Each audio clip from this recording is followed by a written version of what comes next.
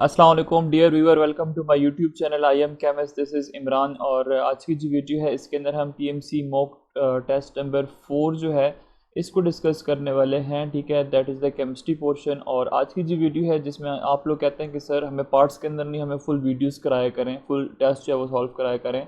सो इंशाल्लाह आज की जो वीडियो इसके अंदर हम टेस्ट नंबर 4 जो है इसका कंप्लीट सॉल्यूशन जो है वो देखेंगे केमिस्ट्री पोर्शन का। इसके साथ साथ मैं आपको बताता चलूँ कि अगर आपने पीएमसी टेस्ट की तैयारी करनी है, मतलब एमडी कैट की तैयारी करनी है, तो आप इस चैनल के प्लेलिस्ट पे जो आपको 4 प्लेलिस्ट जो हैं वो मिलेंगे। आपने उनको देखना है, उसके अंदर मैंने चैप्टर वाइज एमसीक्यूज़ कराए हुए हैं। ठीक है, अगर आप वो देखते हो तो आप ये पीएमसी की जो टेस्ट है इनको आप इजीली सॉल्व कर सकते हो। जो कि मेरे रेगुलर सब्सक्राइबर हैं उनको ये पता है कि ये इसमें से बहुत सारे एमसीक्यूज़ ऐसे हैं जो मैं ऑलरेडी करवा चुका हूँ और वहीं से पीएमसी ने जो है ना इन मॉक टेस्ट को डिज़ाइन किया हुआ है। सो अगर आप वाकई में मतलब कॉन्सेप्ट सीखना चाहते हैं तो आप मेरे चैनल के प्ले लिस्ट पर जाएँ। वहाँ पे आपको एक तो मिलेगा किप्स एकेडमी की सीरीज़ है, एक आपको स्टार एकेडमी की सीरीज़ मिलेगी, एक आपको मिलेगा पीएमसी 2022 पैट टेस्ट 2022 का की प्लेलिस्ट मिलेगी, और एक दूसरा है एमडी कैट 2022। ये 4 प्लेलिस्टें हैं जहाँ पे मैं सारी की सारी वीडियोस ऐड कर रहा हूँ। ये जो पीएमसी मॉक टेस्ट 2022 है इसके अंदर आपको केमिस्ट्री, फिज़िक्स, बायो और इंग्लिश सब के टेस्ट जो है वो सॉल्व फॉर्म में इस तरह मिल जाएंगे।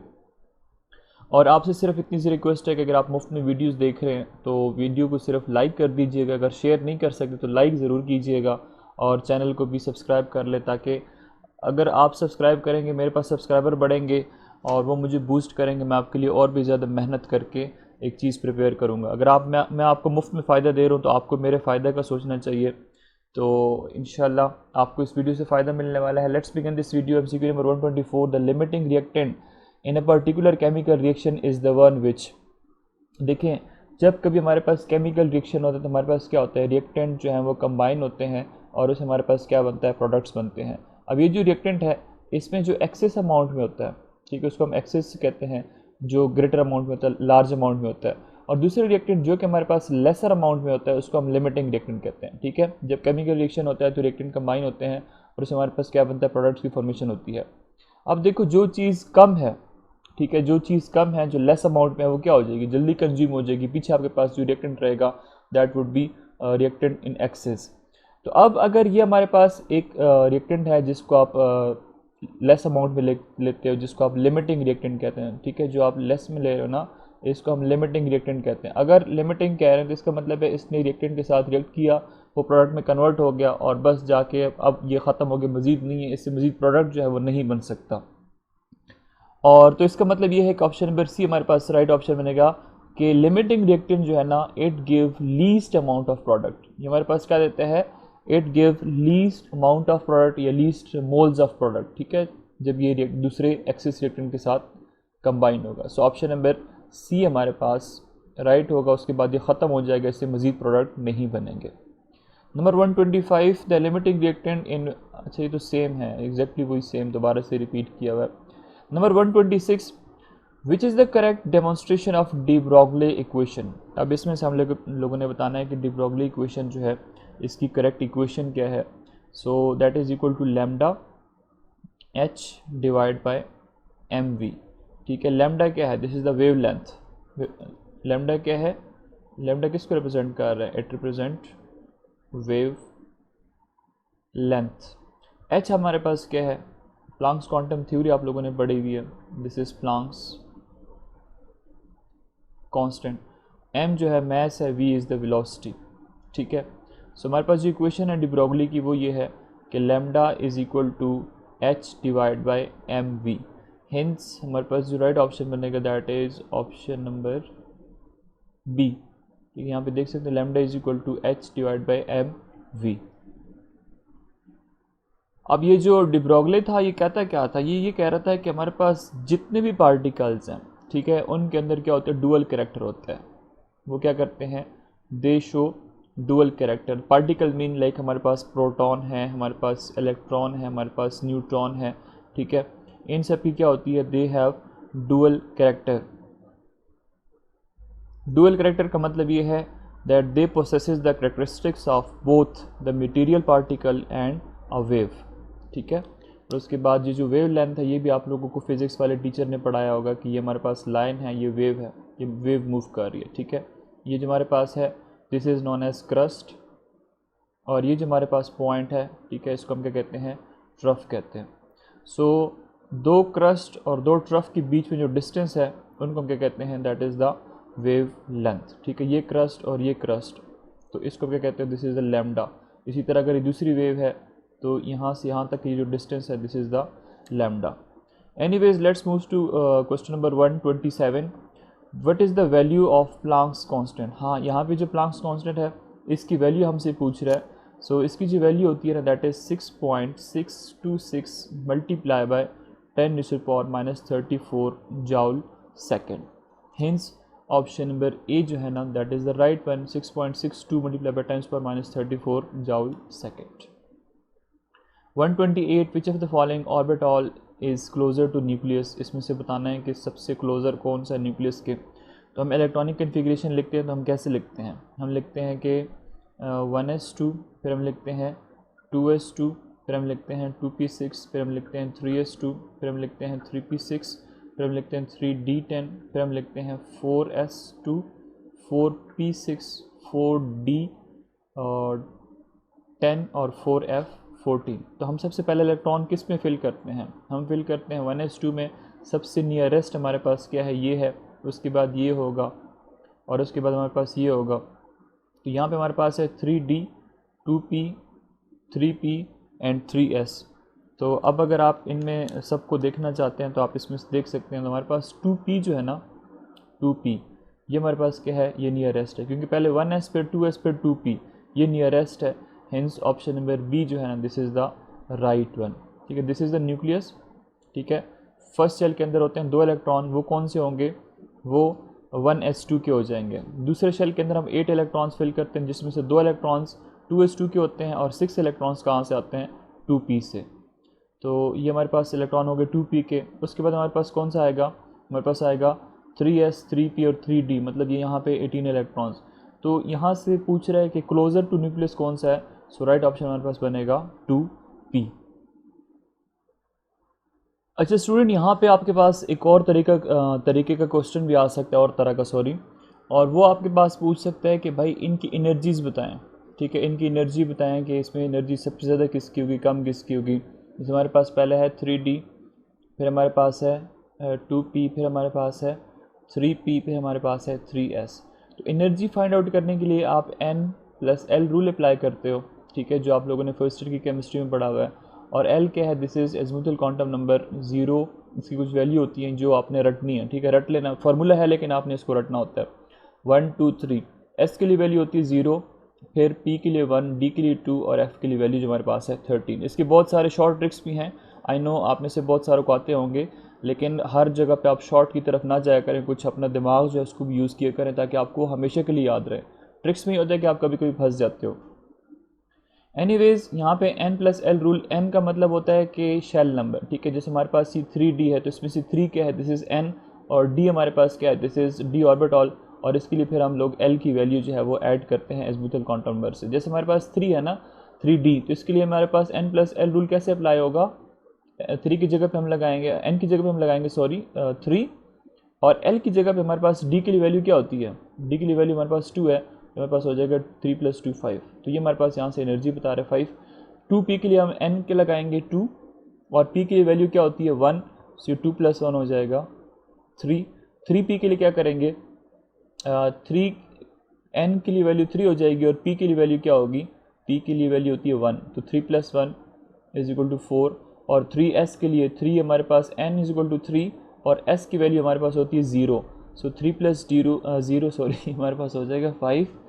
तो ये देखिए हमारे पास यहाँ से वैल्यूज़ कुछ आ गई हैं। ये हमारे पास आ रहा है 5, ये हमारे पास आ रही है 3, ये हमारे पास हो रही है 4, और ये हमारे पास हो गई 5। तो अगर हम इसको अरेंज करते हैं तो हमारे पास सबसे पहले आता है 3, फिर हमारे पास हो जाएगा 4, फिर हमारे पास हो जाएगा 5, और फिर हमारे पास क्या हो जाएगा 5, ठीक है।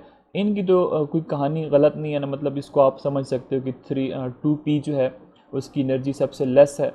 तो अगर एनर्जी लेस है तो इसको हम फिल भी पहले करेंगे, इसका मतलब है नियर टू द न्यूक्लियस है। तो एक तो आप इसको यहाँ से जस्टिफिकेशन कर सकते हो, 2p जो है this is nearest to the nucleus. पहले आप इसकी फिलिंग करेंगे। दूसरी बात ये है कि यहाँ पे आपको आ रहा है 5 नज़र, यहाँ पे दूसरा 5 नज़र आ रहा है। 5 एक हमारे पास है, 3D के लिए 5 आ रहा है, और 3S जो है यार इसके लिए 0 आएगा। 3 + 0 = 3, 3 + 0 = 3 आएगा, ठीक है। 3 + 0 = 3, इसकी मैं बात कर रहा था, ये मैं गलत हो गया। 2P और फिर हमारे पास हो जाएगा 3S। तो यहाँ पे देखें, अब इसके लिए 2P के लिए वैल्यू आप देख सकते हो यहाँ से कितनी आ रही है, 3 आ रही है। 3S के लिए भी वैल्यू हमारे पास 3 आ रही है। अब इस सिचुएशन में आप लोग क्या करोगे, इस सिचुएशन में आप लोग ये करोगे कि आपने n नंबर को देखना होता है। जो शेल नंबर है उसको आपने देखना होगा, जो लेस होगा उसकी एनर्जी कम होगी। तो यहाँ पे 2 है और यहाँ पे 3 है, तो आप अगर देखो तो 2 क्या है हमारे पास, दिस इज स्मॉलर वैल्यू। अगर ये स्मॉलर वैल्यू है तो इसका मतलब इसकी एनर्जी क्या होगी, लेस होगी। अदरवाइज n+n रूल के मुताबिक इन दोनों की वैल्यू सेम है, तो एनर्जी हम देखते हैं सेम है।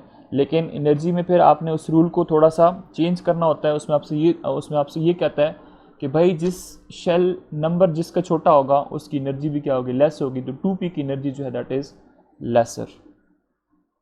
Okay, so let's move toward question number 129। Mass of electron dash times smaller than that of proton. Electron जो है, ठीक है, नेगेटिवली चार्ज पार्टिकल है, प्रोटॉन पॉजिटिवली चार्ज पार्टिकल है। बेसिक बहुत बच्चों वाले सवाल हैं, बात है।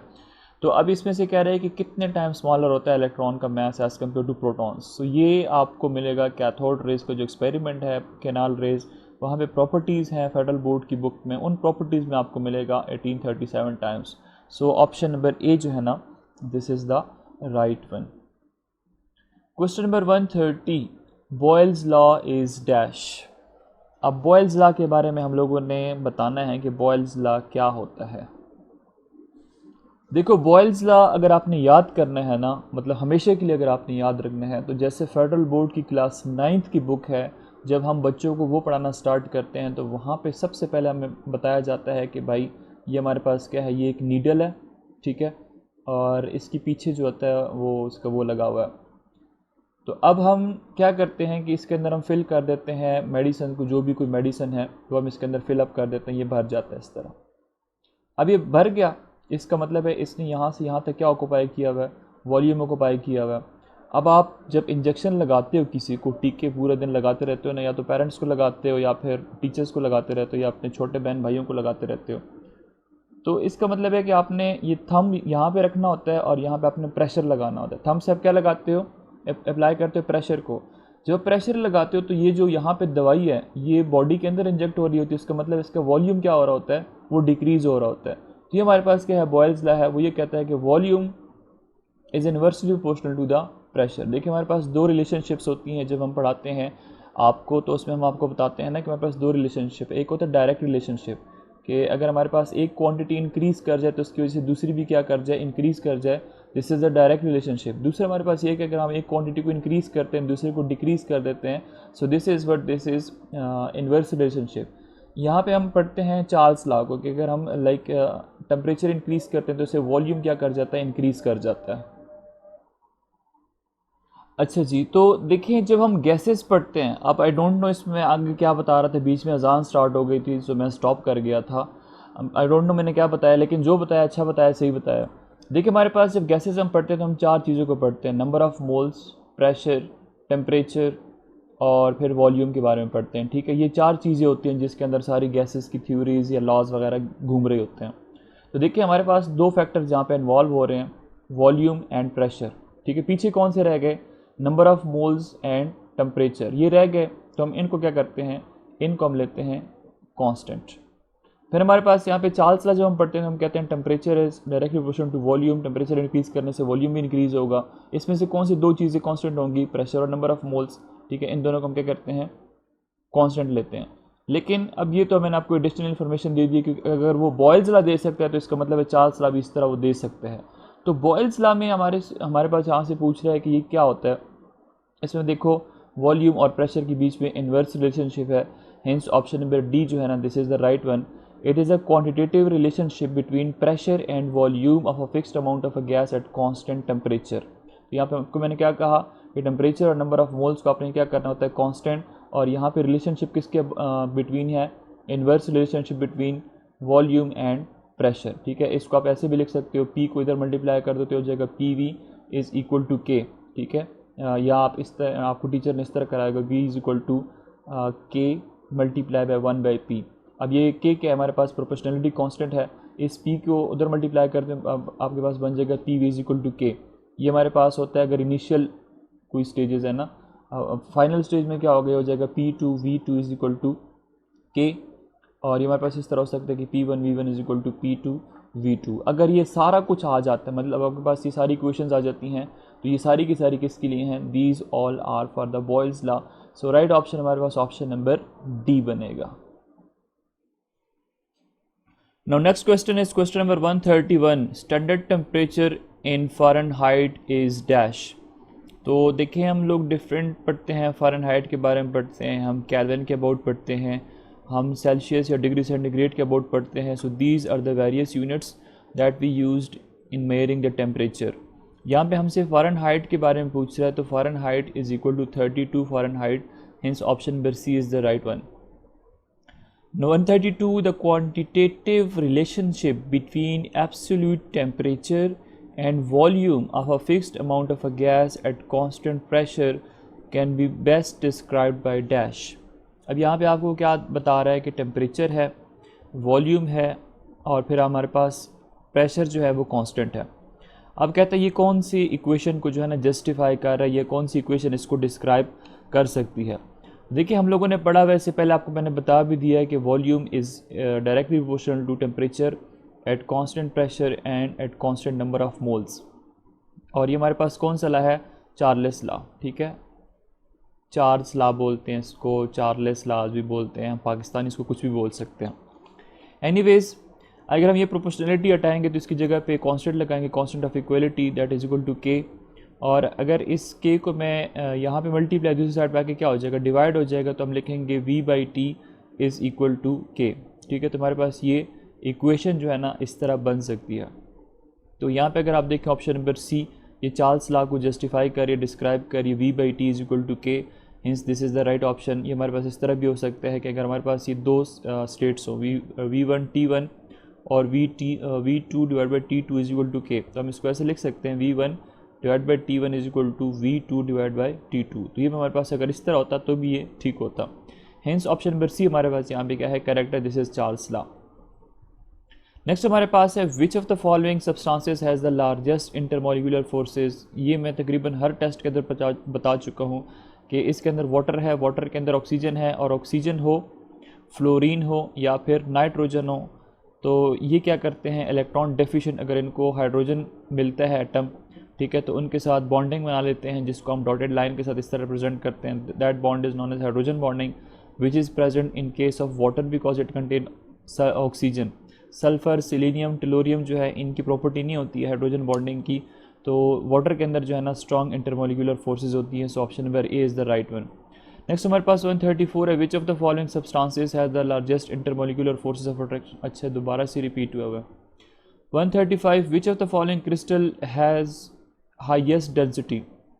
अब डिफरेंट टाइप के आपको आयोडीन की बात कर रहा है, ग्रेफाइट की बात कर रहा है, आइस की बात कर रहा है, सोडियम क्लोराइड की बात कर रहा है, और आपसे पूछ रहा है कि इसमें से सबसे ज़्यादा डेंसिटी किसकी होगी। तो आपको मैं ना इनकी वैल्यूज़ लिखवा देता हूँ कि जो आयोडीन है ना, आयोडीन की डेंसिटी होती है I2 की फॉर्म में, ठीक है। This is a crystal that is 4.93 gram per centimetre cube. दूसरा हमारे पास है ग्रेफाइट। ग्रेफाइट क्या है, this is the allotropic form of carbon, ठीक है। कार्बन की थ्री इलेक्ट्रोपिक फॉर्म होते हैं ना, डायमंड, ग्रेफाइट और बकीवाल। सो ग्रेफाइट जो है that is the allotropic form of carbon, और इसकी जो हमारे पास डेंसिटी होती है वो होती है तकरीबन 2.26 ग्राम पर सेंटीमीटर क्यूब, ठीक है। यूनिट आप यहाँ से देख लेना।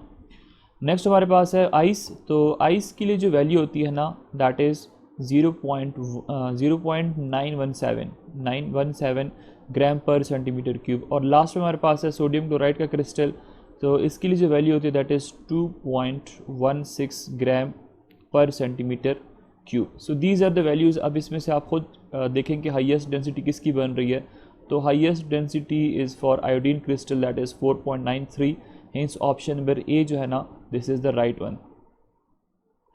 नेक्स्ट हमारे पास है MCQ number 136, polymorphs have the same dash. अब पॉलीमॉर्फ्स जो हैं इनकी केमिकल प्रॉपर्टीज सेम होती हैं, ठीक है। हेंस ऑप्शन नंबर ए जो है ना, this is the right one. अब पॉलीमॉर्फ्स क्या होते हैं? अब जैसे अगर हमारे पास है silver nitrate AgNO3, this is known as silver nitrate. अब इसकी जो है ना स्ट्रक्चर जो पॉसिबल है वो हमारे पास रोम्बोहेड्रल भी हो सकती है, रोम्बोहेड्रल अरेंजमेंट भी पॉसिबल होती है, और दूसरी हमारे पास इसकी जो होती है दैट इज़ ऑर्थोरोम्बिक, ठीक है। एक ही क्रिस्टल है, मतलब सिल्वर नाइट्रेट है, क्रिस्टलाइन सब्सटेंस है। ये हमारे पास क्या हो सकता है, एक से ज़्यादा स्ट्रक्चर के अंदर या इसकी ज्योमेट्रीज जो है पॉसिबल हो सकती है, अरेंजमेंट पॉसिबल है। तो रोम्बोहेड्रल भी हो सकता है, ऑर्थोरोम्बिक की फॉर्म में भी इसका क्रिस्टल हो सकता है। So that is why it is known as polymorph, ठीक है। पॉलीमॉर्फ क्या होते हैं कि सेम टाइप के क्रिस्टल होंगे लेकिन इनकी जो अरेंजमेंट होती है वो डिफरेंट होती है। इसी तरह आपकी बुक में कहीं पे आप लोगों ने कैल्शियम कार्बोनेट के बारे में पढ़ा होगा कि इसके जो अरेंजमेंट होती है वो ट्राइगोनल भी हो सकती है और ये ऑर्थोरोम्बिक भी हो सकती है, ठीक है। Now these have the same chemical properties, लेकिन इनकी बाकी जो प्रॉपर्टीज़ होती हैं वो एक दूसरे से क्या होती हैं, डिफरेंट होती हैं। लाइक फिजिकल प्रॉपर्टीज़ है, मेल्टिंग पॉइंट हो गया, बॉइलिंग पॉइंट हो गया, these are the physical properties. अब इसमें हम देखते हैं कि स्ट्रक्चरल अरेंजमेंट डिफरेंट है, तो स्ट्रक्चरल अरेंजमेंट की वजह से इनकी फिजिकल प्रॉपर्टीज़ क्या होती हैं, एक दूसरे से डिफरेंट होती हैं। 137 which of the following solution will act as a buffer. अब इसमें से बताएं कि बफर कौन सा एक्ट कर सकता है। अब यहाँ पे देखिए हमारे पास बेस है, ठीक है, और उसका सॉल्ट, तो ये हमारे पास एक्ट कर सकते हैं acid. Hence option number D जो है ना, this is the right one. Next हमारे पास है MCQ number 138, the pH of a solution can be kept constant by dash. अब कौन से सोल्यूशन होते हैं जो कि pH को कांस्टेंट रखते हैं, चेंज होने नहीं देते अगर आप स्लाइट अमाउंट ऑफ एसिड या बेस ऐड कर देते हो। These solution are known as buffer solutions, ठीक है। एसिडिक बफर भी होते हैं, फिर बेसिक बफर भी होते हैं। सो बफर सोल्यूशंस क्या होते हैं, दे resist change in their pH, ठीक है। अगर आप इसके अंदर स्लाइटली थोड़ा अमाउंट में एसिड या बेस ऐड कर देते हो तो इनका जो pH है ना वो चेंज नहीं होता, ये अपनी pH को बरकरार रखते हैं। 139 कॉमन आइन effect find its extensive application in dash. अब कॉमन आइन इफेक्ट जो है इसकी एप्लीकेशन आपसे पूछ रहा है कि कहाँ पे हो सकती हैं। So these are in qualitative analysis and, कहाँ पे हो सकती है, qualitative analysis and properties of buffer. Properties of buffer, ये जो आपकी PTB की बुक है उसके अंदर ये चीज़ मैंशनड है। इसके साथ ऑप्शन नंबर सी में लिखा हुआ है दैट इज़ मटेरियल एनालिसिस, ठीक है, मटेरियल एनालिसिस, और ऑप्शन नंबर डी के अंदर लिखा हुआ है सॉल्ट एनालिसिस। तो यहाँ पे राइट ऑप्शन बनेगा क्वालिटेटिव एनालिसिस, है ना, तो ये हमारे पास सॉल्ट एनालिसिस में हम इसको यूज़ कर सकते हैं, ठीक है। ऑप्शन नंबर डी, आपकी बुक के अंदर इसने क्वालिटेटिव लिखा है, यहाँ पे इसने क्वांटिटेटिव दिया हुआ है। अगर ये क्वालिटेटिव एनालिसिस है तो फिर हम ब्रॉडली इसको कह देते हैं कि हमारे पास क्या है, this is a qualitative analysis. लेकिन यहाँ पे इसने क्वांटिटेटिव लिखा हुआ है, लेकिन हम यहाँ पे क्वालिटेटिव ले रहे हैं। तो सॉल्ट एनालिसिस में हम क्या करते हैं, सॉल्ट की क्वालिटी देखते हैं कि कौन सा सॉल्ट प्रेजेंट है।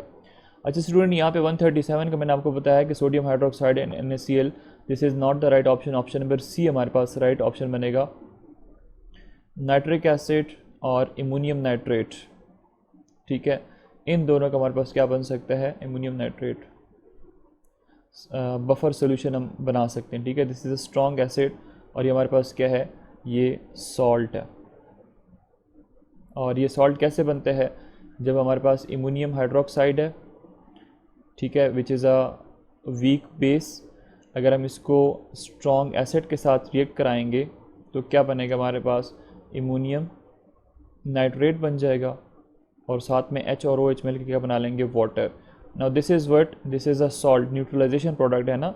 यहाँ पे आप क्या ऐड कर रहे हो, वीक बेस, यहाँ पे स्ट्रॉन्ग एसिड ऐड कर रहे हो, तो इससे हमारे पास क्या बनता है, सॉल्ट और water. This reaction is known as neutralisation reaction.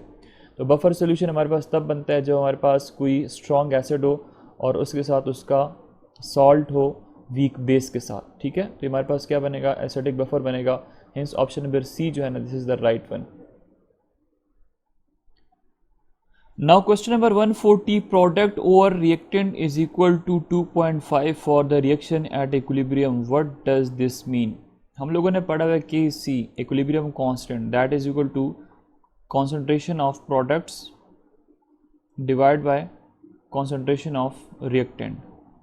ठीक है, आप लोगों ने क्लास 10th का जो पहला चैप्टर है वहाँ पे पढ़ा हुआ है केमिकल जो रिएक्शंस हैं, केमिकल इक्विलिब्रियम सॉरी, वहाँ पे आप लोग पढ़ते हो कौन सा ये लॉ कौन सा है, मुझे इसका नाम जहन से निकल गया है, law of mass action. Law of mass action के बारे में आप लोग पढ़ते हो, उसमें फिर आप Kc इक्विलिब्रियम कांस्टेंट की जो वैल्यू होती है उसको निकालते हो फिर यहाँ से कि that is equal to ratio of concentration of product divide by concentration of reactant. अब इसके लिए कुछ चीज़ें आपको याद करनी होती है, ठीक है। सो याद रखें कि अगर आपके पास Kc की वैल्यू जो है ना, if that is greater than 1, Kc is less than 1 या फिर Kc इज़ इक्वल टू 1, तब आपके पास क्या होगा। लेकिन जब आपके पास Kc की वैल्यू ग्रेटर देन 1 होती है, सो इसका मतलब है कि concentration of products are more as compare to reactant. तो मैं यहाँ पे सिर्फ R ले लेता हूँ, R फॉर रिएक्टेंट। यहाँ पे इसका रिवर्स हो जाएगा कि मतलब concentration of products are less than reactant, और Kc अगर हमारे पास इक्वल हो जाता है 1 के, तो इसका मतलब है कि इनकी जो कंसंट्रेशन है, रिएक्टेंट की कंसंट्रेशन और प्रोडक्ट की कंसंट्रेशन, वो क्या है, ऑलमोस्ट सेम है। तो यहाँ पे हमारे पास जो Kc की वैल्यू है दैट इज़ 2.5। Kc की वैल्यू क्या है, 2.5। 2.5 इज़ ग्रेटर देन 1, ठीक है, 1 से ग्रेटर है ना, 1 2 के बाद 2.5 आएगा। तो अगर ये ग्रेटर है इसका मतलब है कि हमारे पास जो प्रोडक्ट की कंसंट्रेशन है वो क्या है, that are more than reactant. Hence option number A जो है ना that is the right one. अगर ये हमारे पास होता है 0.5 तो लेस देन 1 होता, तो तब हमारे पास क्या होता है, प्रोडक्ट की कंसंट्रेशन कम होती है एज़ कम्पेयर टू रिएक्टेंट। ये बाकी आपको मैंने यहाँ पे बता दिया, आप यहाँ से कॉन्सेप्ट्स बनाएं, उसको याद करने की कोशिश करें। 141, the number of reactant molecules whose concentration affect the rate of reaction is called dash. Now this is the order of reaction, means option number C is the right one. Like अगर आपको कहता है कि like a moles react कर रहे हैं 2b के साथ और इससे आपके पास बन रहा है सी बन रहा है, ठीक है। आपको कहता है कि रेट लॉ जो है that is equal to K into concentration of A और concentration of B to the power 2, ठीक है। अब ये मोल्स, ये 1 और ये 2, 1 और 2 को ऐड करेंगे तो आपके पास 3। This is the order of reaction, ठीक है। First order, second order, third order, fractional order, ये सारा order of reactions chemical kinetics के अंदर मैंने आपको पूरा चैप्टर पढ़ाया हुआ है, वहाँ पे आपको मैंने ये सारे कराए हुए हैं कि आप कैसे करते हैं इसको। और दूसरी बात यह है कि जो मैंने लिखा है इसको 1 2 ज़रूरी नहीं है कि इसका ऑर्डर जो है तो 3 होना चाहिए। वो हम क्या करते हैं, इसको हम एक्सपेरिमेंटली फाइंड आउट करते हैं। ये जो वैल्यू होती है ना, जो ऑर्डर ऑफ रिएक्शन है, इसको हम एक्सपेरिमेंटली कैलकुलेट करते हैं, किसी बैलेंस्ड केमिकल इक्वेशन को देख के नहीं बता सकते। हाँ, अगर आपके पास पेपर में कोई केमिकल रिएक्शन आ जाता है लाइक इस फॉर्म में, तो फिर आप उसका यहाँ से बता दीजिएगा कि 2 + 1 हमारे पास 3 है, अदरवाइज़ इस तरह का क्वेश्चन आता ही नहीं है। सो यहाँ पे हमारे पास जो क्वेश्चन है वो आपको क्या बता रहा है कि number of reactant molecule whose concentration affect the rate of chemical reaction. Effect का मतलब इसका 1 मोल यूज़ होगा तो इसके 2 मोल यूज़ होंगे, ठीक है, ये 1 2, तो ये ऑर्डर ऑफ रिएक्शन हमें बता रहा होता है। So option number C is the right one. 142, the correct value of enthalpy of formation of carbon monoxide is. Carbon monoxide की जो वैल्यू होती है दैट इज़ -110 किलो जॉल पर मोल। पिछली जो वीडियो थी उसके अंदर स्टूडेंट पूछ रहे थे कि सर ये माइनस में होगी या नहीं होगी। So yes, this is 100% confirm कि इसके लिए जो वैल्यू होती है दैट इज़ -110 किलो जॉल पर मोल। और अगर आप इंटरेस्टेड है तो कमेंट में बता दीजिएगा, मैं आपको इसका पूरा सॉल्यूशन बता दूंगा कि हम इसको 110 कैसे लेकर आते हैं। नेक्स्ट हमारे पास है 143, Born Haber cycle is use to determine dash. अब बॉर्न हैबर साइकिल हम लोग किस लिए यूज़ कर सकते हैं, इसको हम यूज़ करते हैं to find out the latest energy. So option number A जो है ना that is the right one, ठीक है। अगर हमारे पास आयोनिक सॉलिड्स हैं, ठीक है, हमारे पास आयोनिक सॉलिड्स हैं, उनकी अगर हम लोगों ने लेटेस्ट एनर्जी जो है फाइंड आउट करनी है, तो उसके लिए क्या करते हैं, बॉर्न हैबर साइकिल को यूज़ करते हैं। और बॉर्न हैबर साइकिल जो है ना, this is the application of Hess's law, ठीक, हेस लॉ या हेसिस लॉ की एप्लीकेशन है। नेक्स्ट हमारे पास oxidation state of chromium in this potassium dichromate is K2Cr2O7। Potassium belong करता है ग्रुप 1A से, तो इसके ऊपर चार्ज कितना होगा, +1। एनीवेज क्रोमियम हमारे पास 2 टाइम्स है तो हम लिखेंगे 2 मल्टीप्लाई बाय क्रोमियम। 7 हमारे पास ऑक्सीजन है तो हम लिखेंगे 7 multiply by oxygen that is equal to 0। Overall इसके ऊपर कोई चार्ज नहीं है तो हम 0 लगाएंगे। पोटाशियम ग्रुप 1 से बिलोंग करते हैं तो इसके ऊपर चार्ज होगा +1। क्रोमियम हमने फाइंड आउट करना है तो इसकी जगह पे x लिख दें या सिंपल क्रोमियम लिखें। और ऑक्सीजन के ऊपर चार्ज कितना होता है -2। इसके फिर बाकी रूल्स ऑक्सीडेशन स्टेट्स के रूल्स आपको मैंने पढ़ाए हुए हैं। अगर हमारे पास नॉर्मल ऑक्साइड बनाएगा तो -2 चार्ज होगा, पर ऑक्साइड बनाएगा तो इसके ऊपर चार्ज -1 होना चाहिए, और सुपर ऑक्साइड में इसके ऊपर चार्ज -1/2 होगा। ये हमारे पास नॉर्मल है तो इसमें चार्ज -2 होगा दैट इज इक्वल टू 0। अब हम इसको करते हैं कैलकुलेट तो हो जाएगा, ये 2 को +1 से मल्टीप्लाई कर दो +2 बन जाएगा। ये 2 मल्टीप्लाई बाय क्रोमियम ही होगा। 7 को अगर आप -2 से मल्टीप्लाई करोगे तो आपके पास बन जाएगा -14 is equal to 0। Simple mathematics है। क्रोमियम को इधर ही रहने दे, -14 दूसरी साइड पे जाके +14 बन जाएगा। +2 इधर आएगा तो -2 बन जाएगा। 2 multiply by chromium is equal to 14 में से 2 निकाल दें +12। ये 2 यहाँ पे मल्टीप्लाई दूसरी जगह पे डिवाइड हो जाएगा तो आपके पास आंसर आ जाएगा +6। तो इसका मतलब है क्रोमियम के ऊपर जो स्टेट है दैट इज़ +6। अगर आप इसको चेक करना चाहें तो आप यहाँ पे चेक कर सकते हो। 2 मल्टीप्लाई क्रोमियम और ऑक्सीजन, ऑक्सीजन की चार्ज -1, पोटाशियम +1, क्रोमियम का आप लोगों ने फाइंड आउट किया +6। 2 को आप मल्टीप्लाई कर दो +1 के साथ, इससे आपके पास +2 आंसर आएगा। 6 को मल्टीप्लाई कर दो 2 के साथ, आपके पास आंसर +12 आ जाएगा। 7 को मल्टीप्लाई कर दो -2 के साथ तो -14 आ जाएगा। 12 + 2 + 14 और यहाँ पे -14 एज अ होल हमारे पास 0। तो इसका मतलब है देखिए इसलिए हमने यहाँ पे 0 लगाया था कि इसके ऊपर एज अ होल कोई चार्ज नहीं है। इसका मतलब है हमने राइट जो ऑप्शन सेलेक्ट करना है that is +6। Which of the following metal is highly reactive. अब इसमें से हम लोगों ने बताना है कि सबसे ज़्यादा रिएक्टिव मेटल कौन सा है। तो देखो इसके लिए आपको एक्टिविटी सीरीज़ जो है ना वो याद होनी चाहिए। तो एक्टिविटी सीरीज़ जो है उसके हिसाब से अगर हम देखते हैं तो सबसे हमारे पास टॉप पे आएगा लिथियम, और उसके बाद हमारे पास जो आता है दैट इज़ जिंक। जिंक के बाद जो हमारे पास आता है दैट इज़ सिल्वर, और सिल्वर के बाद हमारे पास जो आता है दैट इज़ गोल्ड। ठीक है, गोल्ड जो है इसको हम नोबल मेटल कहते हैं। इसको क्या कहते हैं? नोबल मेटल, क्योंकि इसकी रिएक्टिविटी क्या होती है? बहुत कम होती है, ना होने के बराबर होती है, तो इसलिए हम इनको क्या कहते हैं? These are known as noble metals. और ये सिर्फ़ और सिर्फ रिएक्ट करते हैं किसके साथ? एक्वा रीजिया के साथ। किसके साथ? सिर्फ़ और सिर्फ एक्वा रीजिया के साथ रिएक्ट कर सकता है, बाकी किसी चीज़ के साथ रिएक्ट नहीं कर सकता गोल्ड। और ये हमारे पास क्या होता है? HCl रेशो नाइट्रिक एसिड 1:3 का अगर आप सोल्यूशन लेंगे तो that is known as aqua regia. उसके साथ ये गोल्ड जो है AU इज़ द गोल्ड। ठीक है, AU आपके पास क्या है? This is symbol for gold. AG is the symbol for silver. ZN जो है दैट इज़ जिंक, और Li जो है that is lithium. Group 1A का एलिमेंट है लिथियम। तो this is the more reactive. ठीक है, ये रिएक्शन बहुत फास्ट करता है, बहुत ज़्यादा रिएक्शन करता है। और जिंक जो है इसकी इंटरमीडिएट एक्टिविटी होती है। ठीक है, जिंक जो है इसकी इंटरमीडिएट एक्टिविटी होती है। बाकी जो है दोनों है ये हमारे पास क्या है? ये नोबल मेटल्स है। So option number A is the right one. इसकी जो एक्टिविटी वो सबसे ज़्यादा होती है। नेक्स्ट हमारे पास है which type of bond is present between carbon and oxygen in methanol. तो पहले तो आपको मैथनॉल का पता होना चाहिए। मैथनॉल क्या है? CH3C और यहाँ पे हमारे पास OH बन जाएगा। This is methanol. एक कार्बन है तो इसको मिथ कहेंगे। ठीक है, और फिर हमारे पास क्या है? OH है तो इसकी वजह से क्या बन जाएगा? OL। मीथेन का E ड्रॉप कर दें, OL लगा दें तो मैथनॉल। अल्कोहल का आप लोगों ने नोमेनक्लेचर पढ़ा होगा। अब हमसे ये पूछ रहा है कि ये जो बॉन्ड है बिटवीन कार्बन एंड ऑक्सीजन, इसको अगर हम इस तरह लिखना चाहें तो हम इसको ऐसे भी लिख सकते हैं CH3O और ये H। देखिए यहाँ पे 2 लॉन पेयर ऑफ इलेक्ट्रॉन है। कार्बन की इलेक्ट्रोनेगेटिविटी क्या है?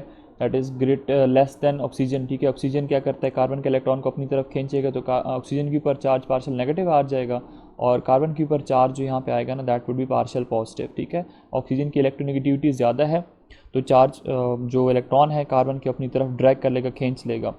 अब हमें ये पता है कि जो इलेक्ट्रोनेगेटिविटी है ऑक्सीजन की वो कितनी होती है। आप लोगों को वैल्यूज़ तो याद होंगी, अगर नहीं याद तो मैं आपको यहाँ बता देता हूँ कि हमारे पास जो ऑक्सीजन की इलेक्ट्रोनेगेटिविटी है ना दैट इज़ 3.44। ठीक है, कुछ बुक्स में आगे पीछे 1-2 वैल्यू आगे पीछे हो सकती है, अदरवाइज यही है।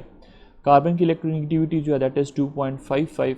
अगर हम इन दोनों का माइनस कर लेते हैं, मतलब सब्ट्रैक्शन करते हैं, तो हमारे पास आंसर आएगा 0.89। ये हमारे पास क्या है? This is the difference of electronegativity between carbon and oxygen atom. तो याद रखें कि हमारे पास अगर इलेक्ट्रोनेगेटिविटी की जो वैल्यू है if it's value is less than, if it is less than 0.4 तो हमारे पास जो सब्सटेंसेस होंगी, जो बॉन्ड होगा actually that bond would be non polar covalent bond. वो कौन सा बॉन्ड होगा? Non polar covalent bond. Covalent क्यों कहते हैं? क्योंकि हमारे पास इलेक्ट्रॉन्स की शेयरिंग होती है।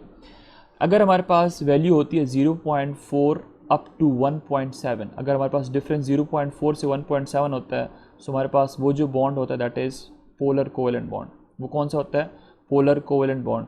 और अगर if the difference is greater than 1.7 तो हमारे पास वो बॉन्ड जो होगा ना वो इलेक्ट्रोस्टैटिक फोर्सेस प्रोटेक्शंस होंगी, तो हमारे पास आयोनिक बॉन्ड होगा। तो अब ये देखें आपके पास ये जो वैल्यू है ये 0.4 और 1.5 this is polar covalent bond. अगर हम यहाँ पे वैल्यू देखें 0.89 तो 0.4 से ग्रेटर है और 1.7 से लेस है, तो इसका मतलब है जो हमारे पास बॉन्ड होगा ना कार्बन ऑक्सीजन का that would be polar covalent bond. Hence option number B जो है ना this is the right one. What is dative bond? Dative bond होता है, इसको हम कहते हैं कोऑर्डिनेट कोवेलेंट बॉन्ड। इसको क्या कहते हैं? कोऑर्डिनेट कोवेलेंट बॉन्ड भी कहते हैं। जहाँ पे क्या होता है, लाइक हमारे पास NH3 है, एमोनिया है, इसको कहीं पे इलेक्ट्रॉन डेफिशिएंट प्रोटॉन नज़र आ जाता है, तो ये क्या करता है अपना पूरे लॉन पेयर इसको डोनेट कर लेता है और हम देखते हैं एमोनियम आयन। हम एमोनियम आयन के बारे में पढ़ते हैं ना, NH4, यहाँ पे एरो लगा देते हैं, यहाँ पे हाइड्रोजन। तो ये जो बॉन्ड है ना इसको कहते हैं डेटिव बॉन्ड। ठीक है, ये नाइट्रोजन क्या करता है अपना पूरे लॉन पेयर दूसरे एटम को, जो हाइड्रोजन हमारे पास है प्रोटॉन की फॉर्म जिसके ऊपर पॉजिटिव चार्ज, इसमें कोई इलेक्ट्रॉन्स नहीं है, इसको अपना लॉन पेयर डोनेट कर देता है। सो ये जो बॉन्ड बनेगा that would B coordinate covalent bond, या फिर हमारे पास क्या होता है, इसको हम डेटिव बॉन्ड कहते हैं। आयोनिक बॉन्ड क्या होता है? जहाँ पे हमारे पास ट्रांसफर ऑफ इलेक्ट्रॉन होता है। जैसे हमारे पास सोडियम क्लोराइड है, N+1 क्लोराइड के ऊपर -1, sodium ion chloride ion, sodium क्या करता है अपना एक इलेक्ट्रॉन दे देता है क्लोराइड को। नेक्स्ट हमारे पास है the covalent radius of hydrogen is, अब ये याद करने वाली चीज़ है, हाइड्रोजन जो है इसका कोवेलेंट रेडियस होता है 37.7 picometre. Hence option number A is the right one. Next हमारे पास है select among the following which has the trigonal pyramidal geometry. Trigonal pyramidal geometry किसकी होती है? That is for ammonia. Hence option number A जो है ना this is the right one. ठीक है, हमारे पास ये कुछ यूँ होता है, ये वैसे होना तो ये चाहिए था कि ये टेट्राहेड्रल होता। ठीक है, हमारे पास क्या होता? यूँ टेट्राहेड्रल होता, लेकिन क्या होता है क्या है कि इसके ऊपर एक लॉन पेयर ऑफ इलेक्ट्रॉन है, ये लॉन पेयर क्या कर लेते हैं, बॉन्ड पेयर को कंप्रेस कर लेते हैं, तो हम कहते हैं इसकी ज्योमेट्री जो बनेगी ना that would B trigonal pyramidal. इसके बाद ऑप्शन नंबर बी के अंदर बोरॉन ट्राइफ्लोराइड है, तो बोरॉन ट्राइफ्लोराइड की ज्योमेट्री होती है दैट इज़ ट्राइगोनल प्लेनर। मेरे पास क्या होती है? ट्राइगोनल प्लेनर ज्योमेट्री होती है। और अगर बोरॉन ट्राइफ्लोराइड की ट्राइगोनल प्लेनर है तो एल्यूमिनियम भी इसी के ग्रुप का मेंबर है, बोरॉन के बाद एल्यूमिनियम आता है, तो इसकी ज्योमेट्री भी क्या होगी, स्ट्रक्चर जो होगा वो ट्राइगोनल प्लेनर होगा। उसके बाद SO3 है, इसका भी क्या होता है, स्ट्रक्चर यूं ही होता है एग्जैक्टली ये SO3, ये हमारे पास इस ट्राइंगल फॉर्म में। BF3 जो है वो भी क्या होता है, यूं ही होता है, 120 डिग्री का इसके अंदर ये जो है ना बॉन्ड एंगल होता है। ठीक है, 120 इसी तरह AlCl3।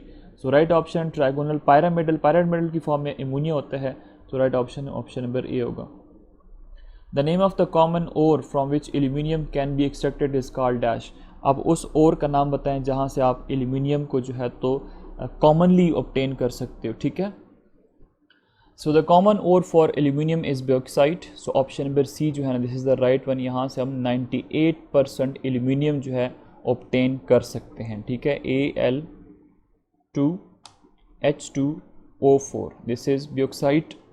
ठीक है, इसके अंदर 2 एल्यूमिनियम एटम, 2 हाइड्रोजन और 4 ऑक्सीजन एटम होते हैं।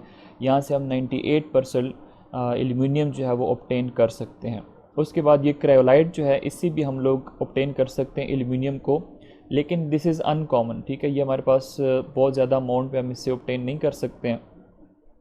और ये क्या होता है, Na3Al F6।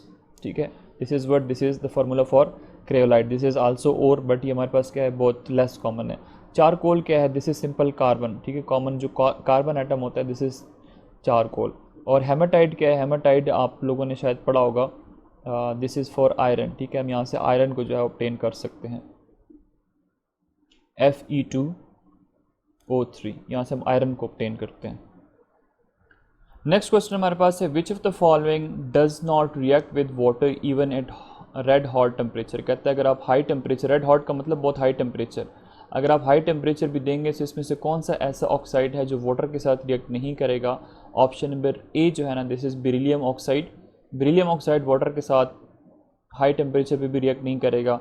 बाकी जो हमारे पास हैं metal oxide like magnesium, calcium, barium oxide, इनकी प्रॉपर्टी होती है कि वाटर के साथ रिएक्ट कर सकते हैं। लाइक अगर हमारे पास है मैग्नीशियम ऑक्साइड, हम इसको मैग्नीशियम ऑक्साइड लिख लेते हैं, इसको अगर हम वाटर के साथ रिएक्ट करेंगे ना तो हमारे पास क्या बनेगा, we will get the formation of magnesium hydroxide. हमारे पास क्या होगा, मैग्नीशियम हाइड्रोक्साइड की फॉर्मेशन हो सकती है। इसी तरह कैल्शियम हाइड्रोक्साइड भी बन सकता है, बेरियम हाइड्रोक्साइड भी बन सकता है, लेकिन वाटर के साथ बेरिलियम ऑक्साइड जो है ये रिएक्ट नहीं करता due to its smaller size.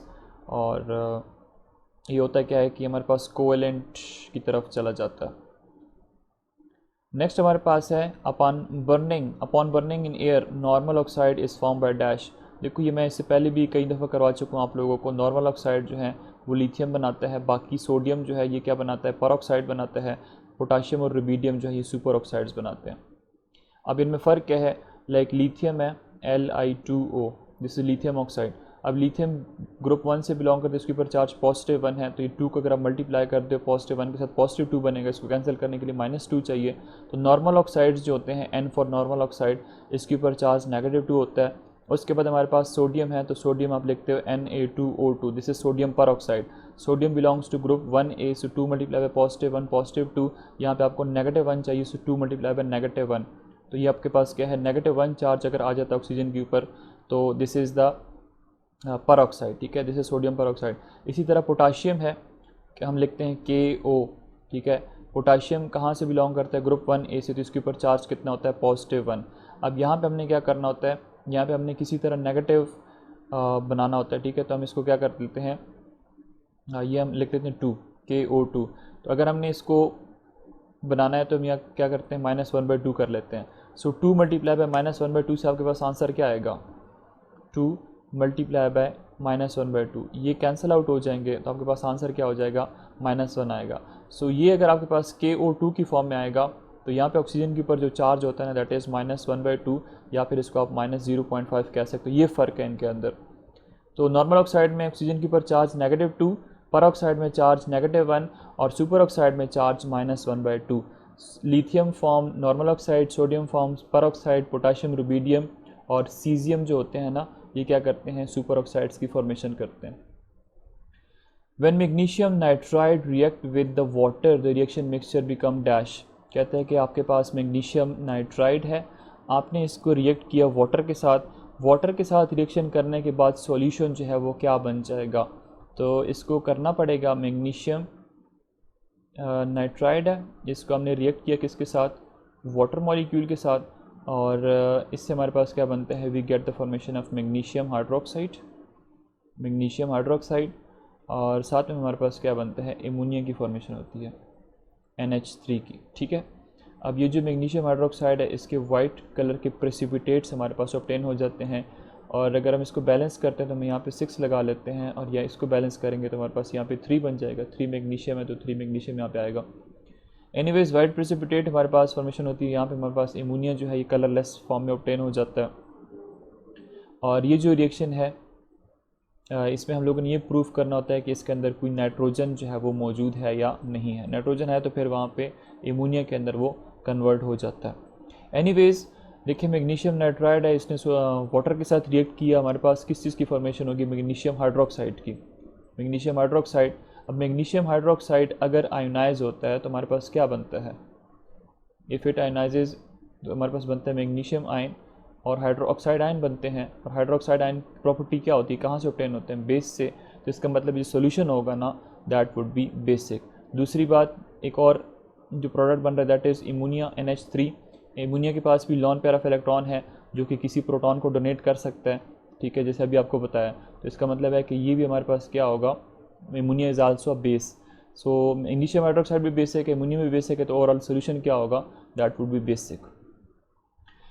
Number 153 atomic number of chromium is 24, correct electronic configuration of chromium is। यार आपको मैंने केमिकल बॉन्डिंग का चैप्टर पढ़ाया हुआ ना, अगर आप वो देख लेंगे तो आपको एग्जैक्टली यही चीज़ वहाँ से मिल जाएगी कि हम इसको कैसे करते हैं। यहाँ पे मैं आपको करा देता हूँ कि 1s2 2s2 2p6 3s2 3p6 4s2 and 3d4। हमारे पास कन्फिग्रेशन बनेगी 4s2 एंड 3D4। अगर हम ये वाला करेक्ट करेंगे ना तो हमारे पास क्या हो जाएगा, गलत हो जाएगा।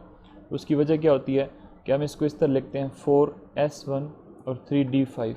ये 4s1 हाफ फील्ड है, 3d5 हाफ फील्ड है। एस के अंदर मैक्सिमम इलेक्ट्रॉन 2 आ सकते हैं, 2 को हाफ करो तो 1। डी के अंदर मैक्सिमम इलेक्ट्रॉन जो है वो 10 आ सकते हैं, 10 को हाफ करोगे तो 5। तो देखो हमारे पास ये 5 हाफ फील्ड है, ये 1 हाफ फील्ड है। तो हाफ फील्ड कन्फिग्रेशन अगर आपके पास हो पार्शियली फिल्ड या हाफ फील्ड या फिर कम्प्लीटली फिल्ड जो ऑर्बिटॉल्स होते हैं वो क्या होते हैं, ज़्यादा स्टेबल होते हैं। तो यहाँ पे जो कन्फिग्रेशन स्टेबल होगी that would B 4s1 3d5। Hence option number A जो है ना that is the right one, 3d5 4s1। Next हमारे पास MCQ number 154, which element shows maximum oxidation state. अब इसमें से ये ट्रांजिशन एलिमेंट्स हैं, ये मैंने आपको एग्जैक्टली ये चीज़ कराई हुई है ट्रांजिशन एलिमेंट के चैप्टर के अंदर कि मैंगनीज़ जो है ये +1, +2, +3, +4, +5, +6, +7 तक के ऑक्सीडेशन स्टेट शो कर सकते हैं। इस option number D is the right one, manganese shows maximum number of oxidation state. इसमें सबसे कम कौन शो करता है, जिंक। जिंक क्या करता है, अपने 4s2 के इलेक्ट्रॉन्स रिमूव करेगा तो +2 ऑक्सीडेशन स्टेट ही शो कर सकता है, बाकी स्टेट ये शो नहीं करता। 155, विच of the following fraction of petroleum has lowest boiling point. Last video के अंदर आपको मैंने पार्ट नंबर जो इसका था 3rd, उसके अंदर आपको मैंने बताया था, इनके वैल्यूज़ भी सारी आपको बता दी थी कि हमारे पास जो सबसे लेस होता है less than 20 degree centigrade boiling point, that is for natural gas. His option number D is the right one. Next हमारे पास है 156, conversion of straight chain hydrocarbon into branch chain is called dash. अगर आपके पास straight chain hydrocarbon है, like हमारे पास है CH3 CH2 CH2 CH3, this is straight chain. अब हम क्या करना चाहते हैं, इसको हीट कर लें और इसके अंदर aluminium chloride as a catalyst add कर दें तो हमारे पास इससे बन सकता है CH3 CH, यहाँ पे CH3 अटैच कर दें, यहाँ पे CH3 अटैच कर दें, दिस इज़ N ब्यूटेन। और अगर एक ब्रांच निकली हुई तो हमारे पास ये क्या बन जाएगा, आइसोब्यूटेन। अब आप क्या कर रहे हो, स्ट्रेट चेन को ब्रांच के अंदर, ये स्ट्रेट है, इसकी एक ब्रांच निकली हुई है, स्ट्रेट को ब्रांच के अंदर कन्वर्ट कर रहे हो। इसका मतलब है ये आप आइसोमेरिज्म कर रहे हो। आइसोमेरिज्म में क्या होता है, same molecular formula but different structural formula. इन दोनों के अंदर अगर आप देखो सब के अंदर कार्बन सेम है, लेकिन एक स्ट्रेट चेन के अंदर है पहले वाला जो रिएक्टेंट है, प्रोडक्ट जो हमारे पास है ये ब्रांच चेन में चला गया। Number of carbon atom same है, नंबर ऑफ हाइड्रोजन सेम है, this is known as isomer. और ये हमारे पास जो फिनोमेना होता है that is known as isomerisation. Next हमारे पास है 157, fuel with higher octane number can be produced by dash. कहते हैं अब वो फ्यूल जिसका ऑक्टेन नंबर ज़्यादा होता है उसको आप किस तरह से प्रोड्यूस कर सकते हैं, these can be form from with the help of cracking. Option number A जो है ना this is the right one. आप डिफरेंट टाइप की क्रैकिंग पढ़ते हो, आप थर्मल क्रैकिंग पढ़ते हो, आप कैटालिटिक पढ़ते हो, ठीक है, और उसके बाद आप स्टीम क्रैकिंग पढ़ते हो। इन मेथड को यूज़ करके हम क्या कर सकते हैं कि जिनका ऑक्टेन नंबर हायर हमें रिक्वायर्ड है तो हम ये सब कुछ करके उसको हायर ऑक्टेन नंबर का फ्यूल जो है वो प्रोड्यूस कर सकते हैं। Halogenation of alkane is sunlight is example of dash. इसके जो वीडियो नंबर 1 थी इसके में पूरा आपको मैंने मैकेनिज़्म कराया था कि हम कैसे इसको पढ़ते हैं। उसमें क्या होता है कि फ्री रेडिकल, ये जैसे एक एग्जांपल मैं आपको बता देता हूँ, बाकी मैंने एग्जांपल्स एक्सप्लेनेशन दी हुई थी आपको। ये CH4 है, इसमें आप हाइड्रोजन को रिमूव कर दो, आप इसकी जगह पे क्लोरीन ऐड कर दो, ठीक है। तो इसका मतलब आपने हाइड्रोजन को सब्स्टिट्यूट किया क्लोरीन के साथ, हैलोजन के साथ, hence this is a substitution reaction. So option number C जो है this is the right one. और अगर यहाँ पे हमारे पास होता फ्री रेडिकल मैकेनिज्म कौन सा शो करते हैं, फ्री रेडिकल मैकेनिज्म के थ्रू ये प्रोसीड होते हैं। बाकी मैं यहाँ पे दोबारा से नहीं बताऊँगा, ऑलरेडी मैं आपको बता चुका हूँ। आप वीडियो नंबर 1, 2, 3 ये सारी लाजमी देखें। Now we have question number 159, major product of the following reaction is. ये आपके पास एक केमिकल रिएक्शन गिवन है, इसमें से आपसे पूछ रहा है कि इसका मेजर प्रोडक्ट कौन सा बनेगा। तो जो हमारे पास रिएक्टेंट्स हैं उसको हम देख लेते हैं कि रिएक्टेंट कौन से हैं। देखिए हमारे पास है CH2 double bond CH2 and CH3, इसको हम रिएक्ट कर रहे हैं हाइड्रोजन ब्रोमाइड के साथ, ठीक है, HBr के साथ। ये हमारे पास क्या है 1 2 3 4 है, तो इसका मतलब है ब्यूट। डबल बॉन्ड है तो ईन हो जाएगा ब्यूटीन, और कार्बन नंबर 1 पे डबल बॉन्ड है तो ये बन जाएगा 1 ब्यूटीन। 1 ब्यूटीन को आपने रिएक्ट करना है हाइड्रोजन ब्रोमाइड के साथ, और इसको हम क्या कहते हैं, hydro halogenation of alkenes.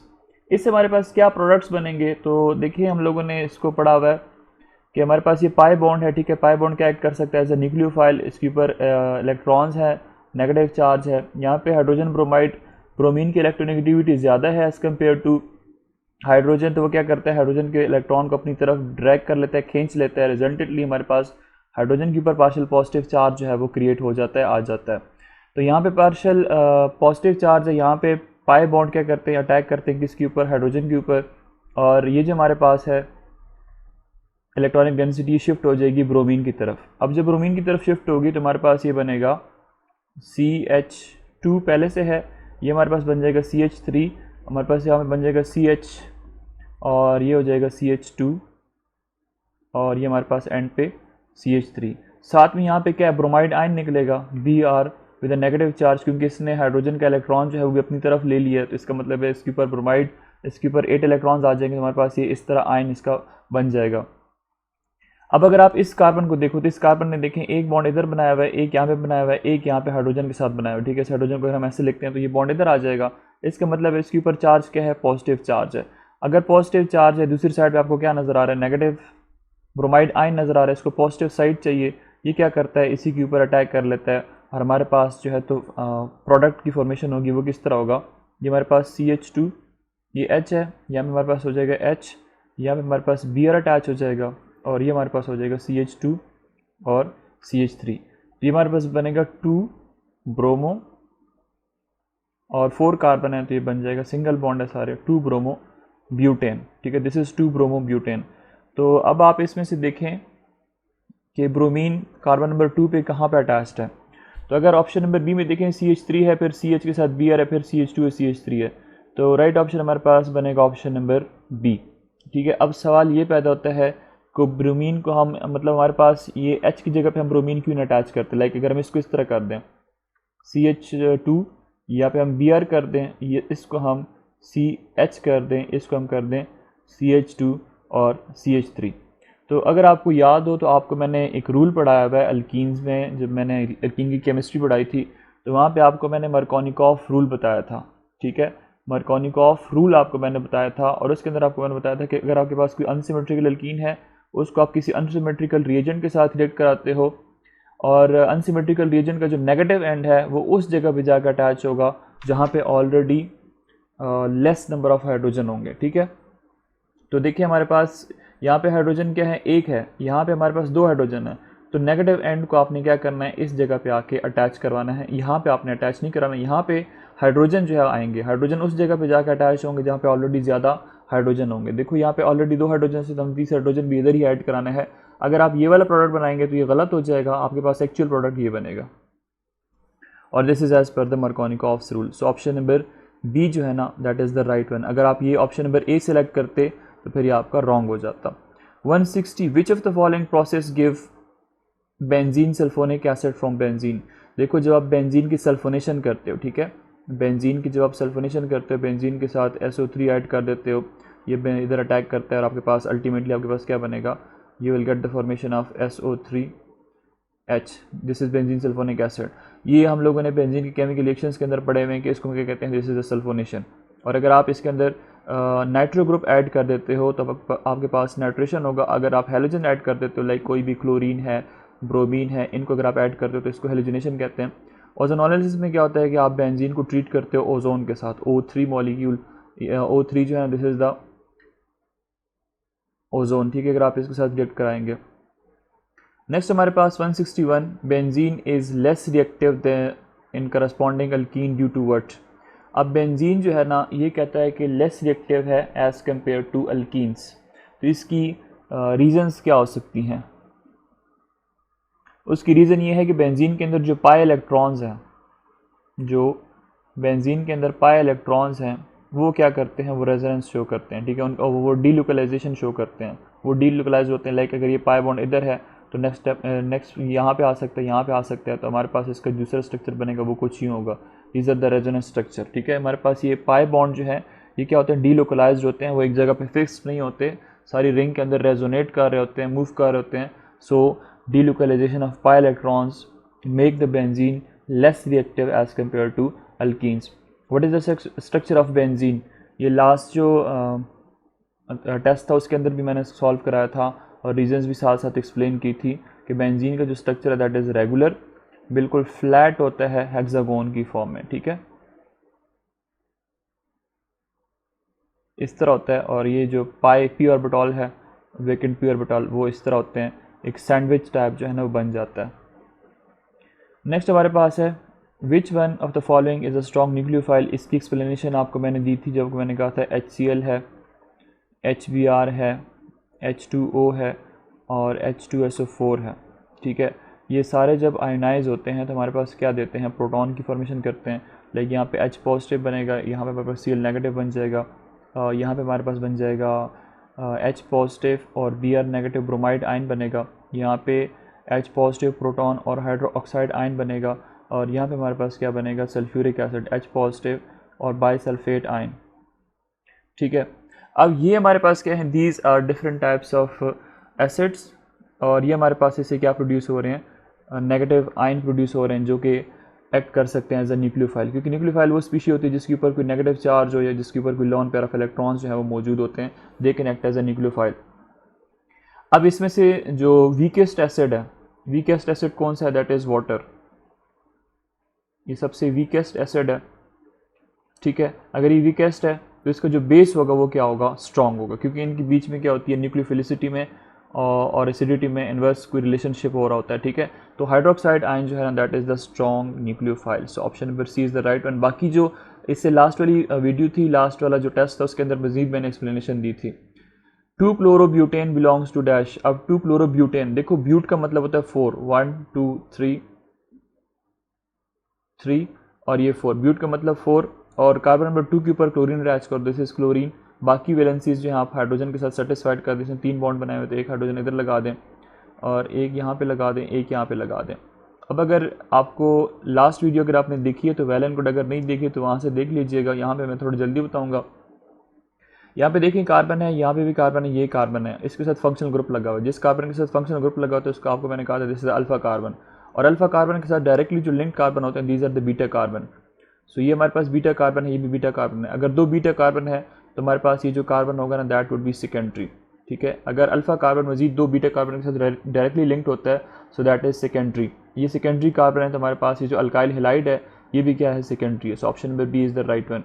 Tertiary में क्या होगा, टर्सरी में होता है कि हमारे पास ये कार्बन है, इसके साथ हाइड्रोजन अटैच्ड है, this is the functional group. अगर इसके साथ आप क्या कर दो, यहाँ पे CH3 अटैच कर दो, इसके साथ यहाँ पे CH3 अटैच कर दो, यहाँ पे CH3 अटैच कर दो, तो ये हमारे पास क्या है, this is the alpha carbon, ठीक है, क्योंकि यहाँ फंक्शनल ग्रुप अटैच्ड है।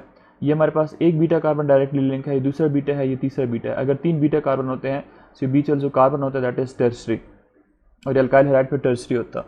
इसी तरह अगर हमारे पास ये होता है कि क्लोरीन इधर अटैच्ड है, इसके साथ यहाँ पे H है, यहाँ पे इसके साथ H है, यहाँ पे CH2 है, यहाँ पे CH3 है, तो डायरेक्टली लिंक्ड आप देखेंगे कितने इसके साथ अल्फा कार्बन मौजूद हैं। ये हमारे पास बीटा कार्बन है, ये अल्फा कार्बन, और ये हमारे पास क्या है, दिस इज़ बीटा कार्बन, और ये हमारे पास क्या है, दिस इज़ गैमा कार्बन। तो यहाँ पे देखें सिर्फ एक बीटा कार्बन है, तो अगर एक बीटा कार्बन हो तब हमारे पास क्या होते हैं, these are the primary alkyl halides. Quaternary में क्या होता है कि 4 जो एटम होते हैं वो अटैच्ड होते हैं और हमारे पास पॉजिटिव चार्ज भी आ जाता है। 165 if bond energy of carbon chlorine is 346 kilojoule per mole, the bond energy of CBr should be. देखें कार्बन और क्लोरीन की बॉन्ड एनर्जी आपको गिवन है 346, कह रहा है कि कार्बन और ब्रोमीन की जो बॉन्ड एनर्जी होगी ना वो कितनी होगी। देखो आप पढ़ते हो carbon fluorine, carbon chlorine, carbon bromine और कार्बन आयोडीन।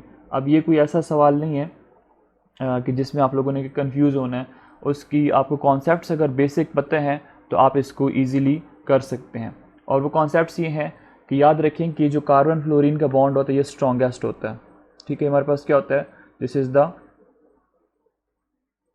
Strongest bond. अगर ये स्ट्रॉन्गेस्ट बॉन्ड है उसकी वजह क्या है, क्योंकि हमारे पास फ्लोरीन जो है ज़्यादा इलेक्ट्रोनेगेटिव होता है, ठीक है, और कार्बन लीस्ट इलेक्ट्रोनेगेटिव है। लेकिन जब हम डाउन द ग्रुप आते हैं तो बॉन्ड जो है वो क्या होता है, वीक हो रहा होता है। बॉन्ड क्या हो रहा होता है, वीक हो रहा होता है, क्योंकि एटॉमिक साइज आयोडीन का जो है वो सबसे बड़ा है, तो इसका जो कार्बन और आयोडीन के बीच में जो इलेक्ट्रोनेगेटिविटी है वो भी कम हो रही होती है, क्योंकि down the group electronegativity decrease होती है और आयोडीन का एटॉमिक साइज भी बहुत ज़्यादा होता है सब में से।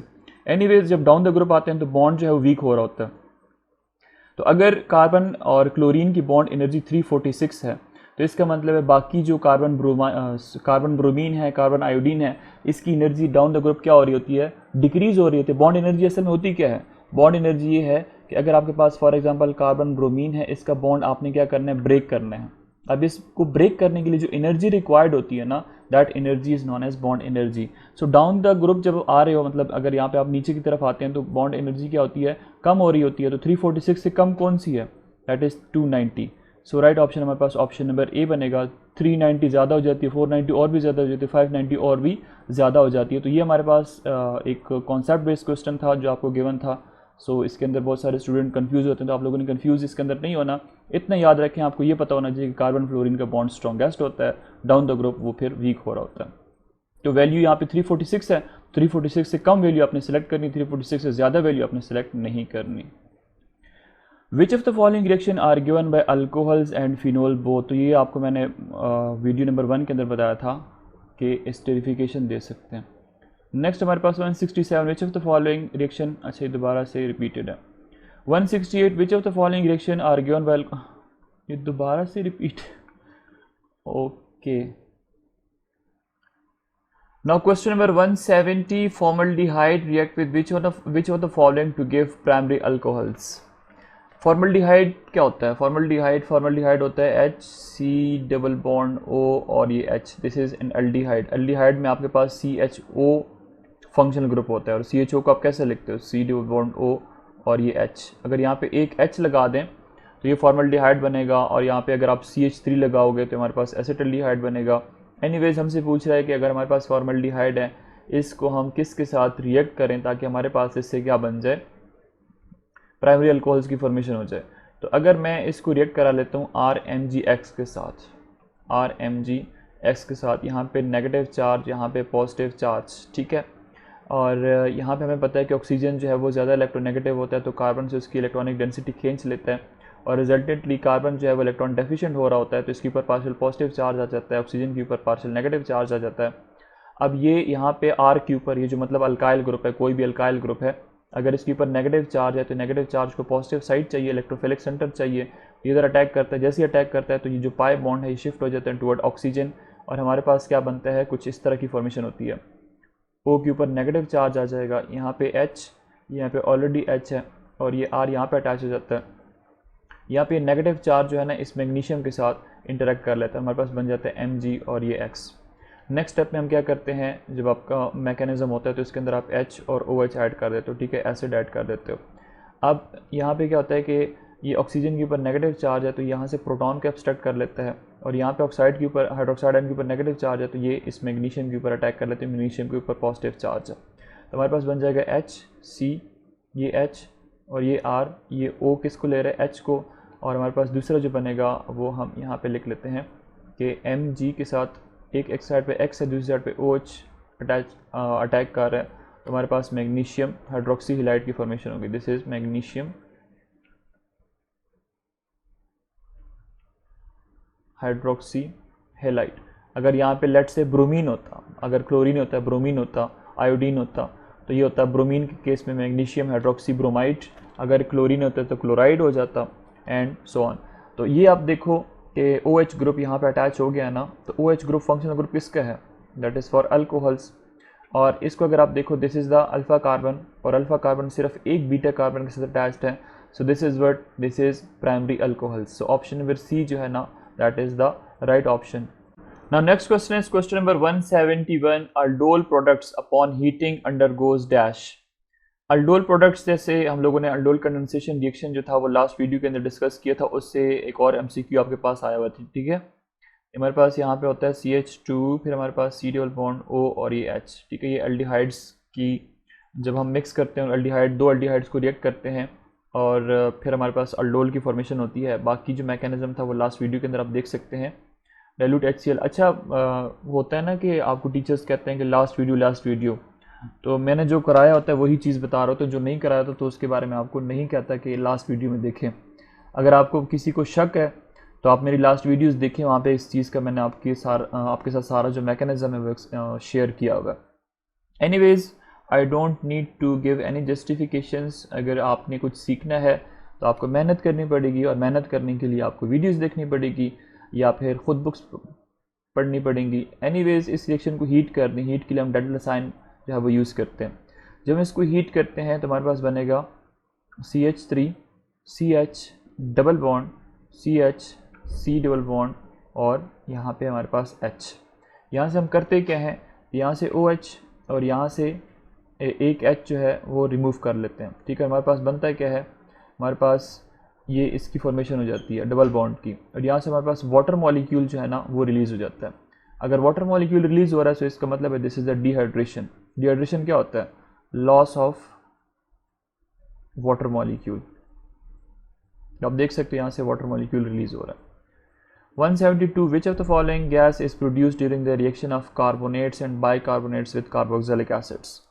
कहता है कार्बोक्सिलिक एसिड्स हैं उनको आप रिएक्ट कर दो किसके साथ, किसी भी चीज़ के साथ आप रिएक्ट कर दो, कार्बोनेट बाय कार्बोक्सिलिक एसिड। अच्छा, कार्बोक्सिलिक एसिड को सॉरी कार्बोनेट्स और बाइकार्बोनेट के साथ रिएक्ट कर दें तो आपके पास कौन सी गैस की फॉर्मेशन होगी। तो देखें हमारे पास ये है इस तरह कि CH3 COOH कार्बोक्सिलिक एसिड, ठीक है, दिस इज़ एसिटिक एसिड। इसको आप क्या कर दें, सोडियम कार्बोनेट के साथ रिएक्ट कर दें। ठीक है, दिस इज़ कार्बोनेट। जैसे हम इसको रिएक्ट करते हैं तो हमारे पास बनता है CH3 C double bond O negative acetate ion, इसके साथ सोडियम अटैच होता है, सोडियम एसीटेट की फॉर्मेशन होती है। दूसरा हमारे पास यहाँ पे वाटर की फॉर्मेशन होती है और साथ में कार्बन डाइऑक्साइड गैस यहाँ से रिलीज़ होती है। सो राइट ऑप्शन हमारे पास ऑप्शन नंबर A बनेगा। एक्चुअली क्या था, मैं थोड़ा इसमें कंफ्यूज हो गया था, मैंने इसको सही रीड नहीं किया। कहता है कि अगर आपके पास कार्बोक्सिलिक एसिड्स हैं उनको आप कार्बोनेट्स के साथ रिएक्ट कर दो या फिर बाइकार्बोनेट के साथ रिएक्ट कर दो तो आपके पास कौन सी गैस प्रोड्यूस हो सकती है। तो देखिए हमारे पास ये कार्बोक्सिलिक एसिड्स हैं, इनको हम रिएक्ट करा रहे हैं किसके साथ, सोडियम कार्बोनेट के साथ, और इससे हमारे पास क्या बन रहा है, एक तो सोडियम एसीटेट का सॉल्ट की फॉर्मेशन हो रही है, एक हमारे पास वाटर मॉलिक्यूल निकल रहा है और दूसरा हमारे पास क्या है, कार्बन डाइऑक्साइड निकल रहा है। Carbon dioxide as a gas निकल जाती है। तो ये हमारे पास है कार्बोनेट्स के अबाउट। अब बाइकार्बोनेट्स में क्या होता है कि हमारे पास लेट से CH3COOH, this is acetic acid, carboxylic acid ना। कार्बोक्सिलिक एसिड्स कौन से होते हैं, जिसके अंदर COOH ग्रुप आपको नजर आ रहा है, कार्बोक्सिलिक एसिड ग्रुप। इसको आप रिएक्ट करा दो सोडियम बाइकार्बोनेट के साथ, तो बाइकार्बोनेट के साथ जैसे आप रिएक्ट करोगे तो यही आपके पास प्रोडक्ट बनेगा CH3 C double bond O negative Na, और इसके ऊपर पॉजिटिव सोडियम एसीटेट की फॉर्मेशन होगी, साथ में हमारे पास वाटर की फॉर्मेशन होगी और कार्बन डाइऑक्साइड गैस यहाँ से भी रिलीज होगी। तो अगर आप कार्बोनेट के साथ रिएक्ट कराते हो या बाइकार्बोनेट के साथ रिएक्ट कराते हो ये वाला, तो हमारे पास क्या बनेगा, फॉर्मेशन होगी कार्बन डाइऑक्साइड गैस की। सो ऑप्शन नंबर A जो है ना, this is the right one. Acetic acid was first isolated from dash. So this is very simple, common naming system जो है वहाँ पे आपको ये चीज़ मिल जाएगी कार्बोक्सिलिक एसिड की। तो acetic acid was first of all isolated from vinegar. ठीक है, सो ऑप्शन नंबर D जो है ना, that is the right option. ठीक है, ये हमारे पास लैटिन वर्ड है, लैटिन वर्ड एसीटम, जिसका मतलब होता है विनेगर, और विनेगर के अंदर कौन सा एसिड होता है, एसिटिक एसिड। और एसिटिक एसिड का फार्मूला क्या होता है, CH3 C double bond O और H। इसको हम वो भी कहते हैं ना, एथेनोइक एसिड भी कहते हैं। कार्बोक्सिलिक एसिड का नोमेनक्लेचर तो आता होगा, देखिए इथेन है ना, CH3CH3, इसको क्या बोलते हो, अल्केन के केस में इथेन बोलते हो। इसमें कार्बोक्सिलिक एसिड में ये होता है कि आपने E ड्रॉप करना होता है, उसके एंड पे OIC एसिड ऐड करना होता है, तो एथेनोइक एसिड बन जाएगा। नेक्स्ट हमारे पास MCQ number 174, which of the following gas is produced during the reaction of carbonates, दोबारा से रिपीटेड है। 175, the repetition of faces angle edges of a crystal when it is rotated to 360 degree angle is called as dash. कहता है कि आपके पास कोई crystal है, ठीक है, आप क्या कर लेते हो, आप क्रिस्टल इस जगह पे है, आप वहाँ से उसको 360 पे रोटेट कर लेते हो। तो कहता है अगर उसकी जो एजेस होंगी, फेसेस होंगी, वो सारी की सारी क्या हो जाएंगी, रिपीट हो जाएंगी। अगर वो रिपीट हो रही हैं तो इसको आप क्या कहते हो, so that is known as symmetry. So option number C जो है ना, that is the right option. So habit of crystal ये है कि क्रिस्टल किस फॉर्म में ग्रो कर रहा है। ठीक है, आइसोमॉर्फिज्म जो है, ये लास्ट वाली वीडियो, ये जो लास्ट MCQ इसके अंदर बताता हूँ आपको। सिमेट्री आप लोगों को यही है कि सिमेट्री ये है कि अगर आपके पास क्रिस्टल है उसको आप 360 डिग्री पे रोटेट कर लेते हो, सारा कुछ उसका रिपीट हो रहा होता है, एंगल वगैरह, तो इसको हम कहते हैं सिमेट्री। इसमें फिर आप लोग पढ़ते हो ना सिमेट्री एलिमेंट्स के अंदर, centre of symmetry, plane of symmetry, axis of symmetry, ये सारी की सारी आपको प्रॉपर्टीज़ मिलेंगी क्रिस्टलाइन सॉलिड्स में से। ठीक है, क्रिस्टलाइन सॉलिड्स की प्रॉपर्टी हैं जो आप पढ़ते हो ना, ट्रांजिशन टेम्परेचर है, एलोट्रोपी है, पॉलीमॉर्फिज्म है, और उसके बाद आइसोमॉर्फिज्म है, क्रिस्टल ग्रोथ है, और फिर उसके बाद एक और जो इम्पॉर्टेंट प्रॉपर्टी है that is anisotropy. 176 which of the following properties about isomorph is not true. कहता है आइसोमॉर्फ की बहुत सारी प्रॉपर्टीज़ हैं, वो इसमें से कौन सी ऐसी है जो कि ठीक नहीं है। सो देखें आइसोमॉर्फ होते क्या है, लाइक हमारे पास है सोडियम नाइट्रेट, ठीक है, दूसरी साइड पे हमारे पास है पोटाशियम नाइट्रेट। ये देखें दोनों क्या हैं, these are the crystalline substances. अगर हम इनकी ज्योमेट्री की बात करते हैं तो दोनों की ज्योमेट्री क्या होती है, दैट इज रोम्बोहेड्रल ज्योमेट्री, ठीक। और इसके बाद अगर हमारे पास जिंक सल्फेट है और निकल सल्फेट है, तो these two are the crystals. और अगर हम इनकी ज्योमेट्री की बात करते हैं तो इनकी ज्योमेट्री होती है ऑर्थोरोम्बिक, ऑर्थोरोम्बिक ज्योमेट्री होती है, ठीक है। और इसके बाद अगर हमारे पास जिंक है या फिर कैडमियम है, इनकी ज्योमेट्री अगर हम देखते हैं तो हेक्सागोनल अरेंजमेंट होती है इनकी। अब यहाँ पे अगर आप देखो रेशो सबकी सेम है, एक हमारे पास सोडियम है, एक हमारे पास नाइट्रोजन है, 3 हमारे पास ऑक्सीजन है, एक पोटाशियम है, एक नाइट्रोजन है, 3 हमारे पास क्या है, ऑक्सीजन है। यहाँ पे एक जिंक है, एक सल्फर है और 4 ऑक्सीजन है, एक निकल है, एक सल्फर है और 4 ऑक्सीजन एटम है, एक जिंक है और एक हमारे पास कैडमियम है। तो अगर आप देखो इनके अंदर सबके अंदर रेशो सेम है, लेकिन इनके अंदर एटम्स क्या है वो डिफरेंट है। यहाँ पे सोडियम है तो यहाँ पे पोटाशियम है, यहाँ पे जिंक है तो यहाँ पे निकल है, यहाँ पे जिंक है तो यहाँ पे कैडमियम है। तो इसका मतलब है कि ये जो हमारे पास इसने लिखा है सेम एटम्स, सेम एटम नहीं होते बल्कि एटम्स क्या होते हैं, डिफरेंट होते हैं। So this is not the property of isomorph. बाकी जो प्रॉपर्टीज़ हैं have same ratio of atoms, तो देखिए आप रेशियो देख सकते हैं सबकी सेम है। Can make homogeneous mixture together, अगर आप इनको मिक्स करोगे तो होमोजीनियस मिक्सचर बन सकता है। हैव डिफरेंट फिजिकल प्रॉपर्टीज़, अगर एटम्स डिफरेंट है तो इसका मतलब है इनकी वजह से इसकी फिजिकल प्रॉपर्टीज़ भी क्या होती हैं, डिफरेंट होती हैं। So right option is option number C. So this was all about the test number 5। Next video के अंदर हम दोबारा से जो लेक्चर सीरीज़ है उसको स्टार्ट करेंगे। Thanks for watching.